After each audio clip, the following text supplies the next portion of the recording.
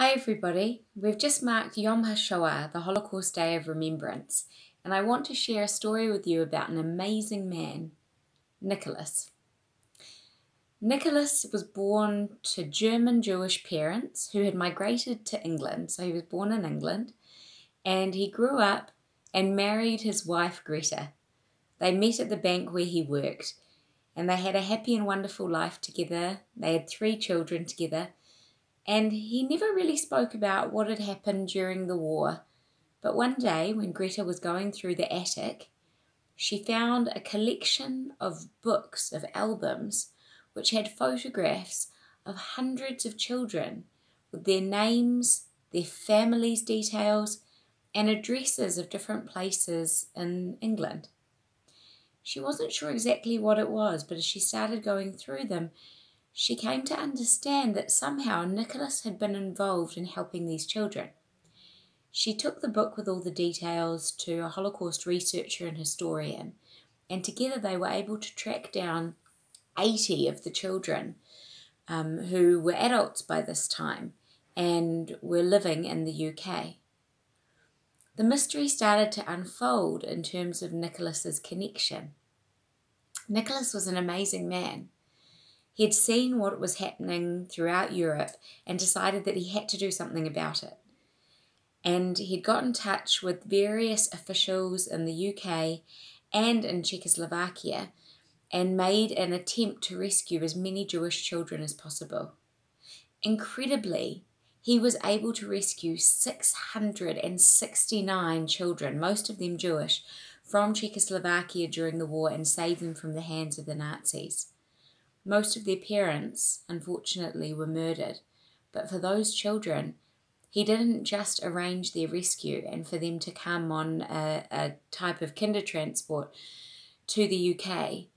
He also was actively involved, along with his mother, in finding homes for all of those children so that they would be safe during the war. Even though he'd been involved in this incredible work, he never said anything to anyone. He didn't even tell his wife what he'd done to save and help all of these children.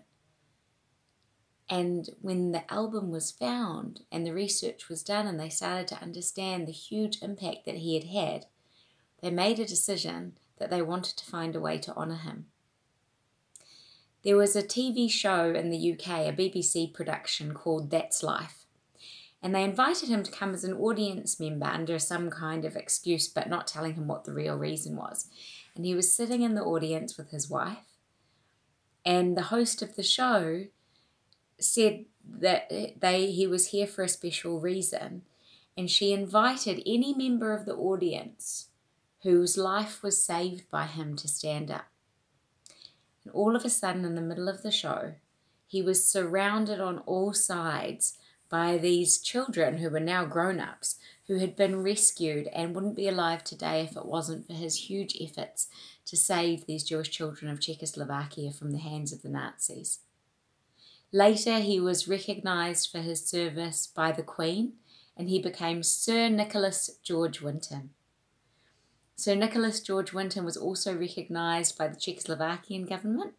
They gave him the highest order of merit that you can get in Czechoslovakia, which is the Order of the White Lion.